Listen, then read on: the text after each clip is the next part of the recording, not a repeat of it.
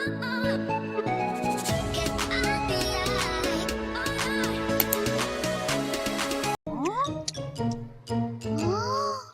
bangun Ihsan! Cikgu datang! Bangun! Selamat pagi, cikgu.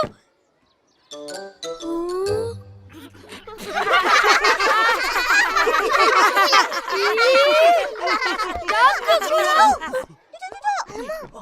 Cikgu. Selamat pagi, cikgu! Selamat pagi. Semua duduk. Assalamualaikum dan selamat pagi. Hari ini cikgu akan menerangkan beberapa tajuk untuk kelas sejarah tingkatan 1 iaitu tajuk 1.1.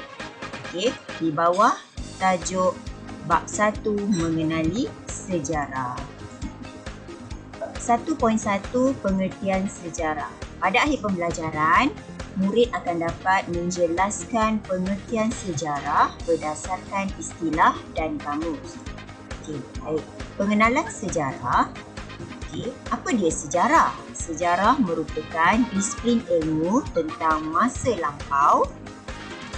Dan yang kedua, penulisan sejarah berdasarkan kepada sumber kajian dan penyelidikan terhadap sumber sejarah. Dan ketiga, sejarah amat penting dalam memupuk semangat cinta akan negara. Okey, seterusnya, apakah sejarah? Okey, cintailah bahasa kebangsaan kita. Nampak di sini ialah gambar bendera. Okey. Istilah sejarah berasal daripada bahasa Arab iaitu syajaratun, bererti pokok. Sejarah dikaitkan dengan salasilah, riwayat, keturunan dan asal usul.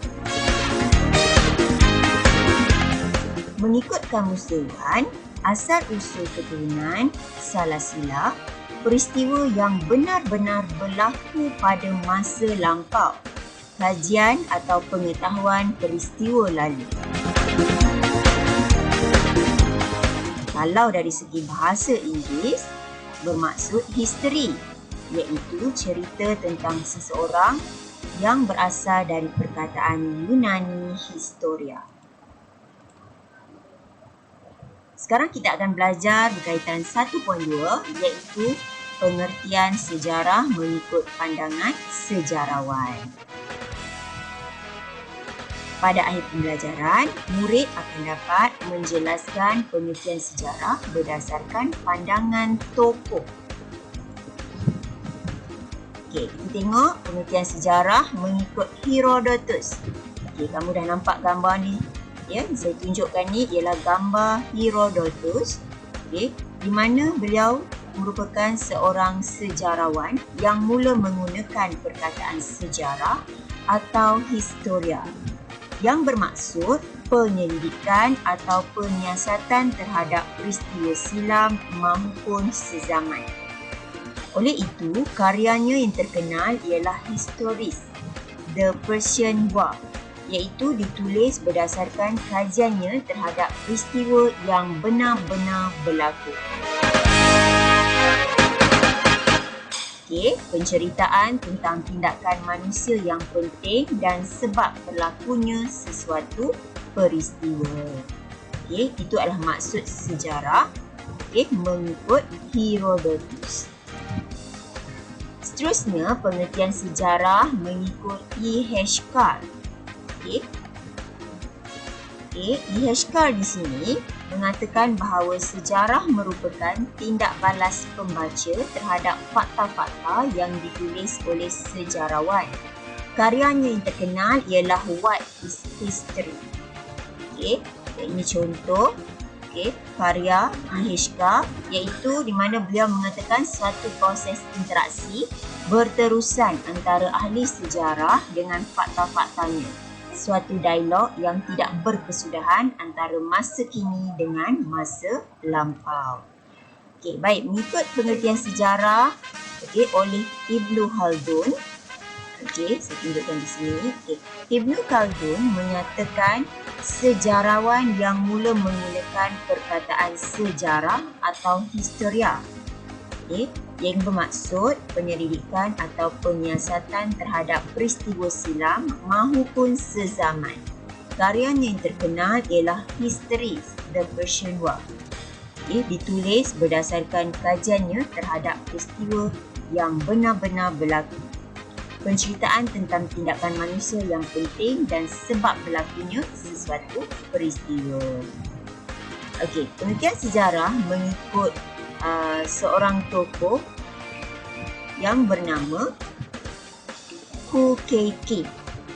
Beliau mengatakan antara sejarawan penting kesohor yang mengkaji sejarah di Malaysia. Di mana beliau mengatakan sejarah merujuk kepada apa-apa yang pernah atau sudah berlaku. Sejarah mendorong kita lebih memahami apa-apa yang berlaku pada masa kini, di samping menjamin kesilapan yang sama tidak berulang.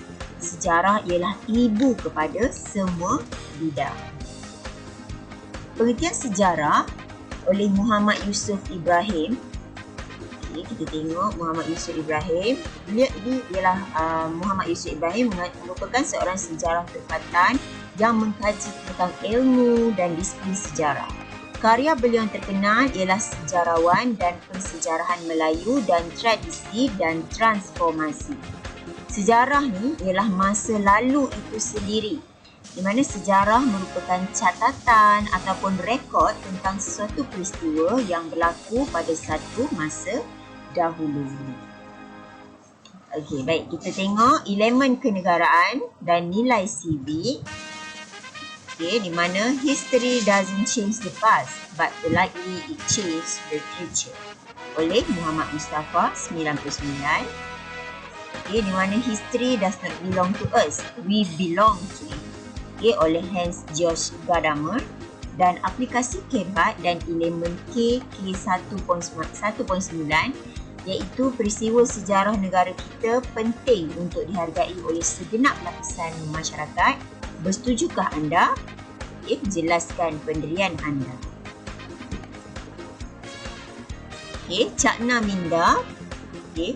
Ini adalah contoh gambar di mana mulai 31 Ogos 1957 kita akan menjadi sebuah negara berdaulat dan demokratik untuk selamanya yang dibina berdasarkan prinsip kebebasan dan keadilan serta sentiasa memperjuangkan kebajikan dan kesejahteraan rakyatnya. Ini yang dikatakan oleh Bapa Kemerdekaan Negara Tunku Abdul Rahman. Aplikasi Kebat, di mana sejarah adalah masa lalu yang memberi pengajaran dan teladan kepada kehidupan kita. Cuba kamu bincangkan. Setakat ini sahaja penerangan daripada cikgu.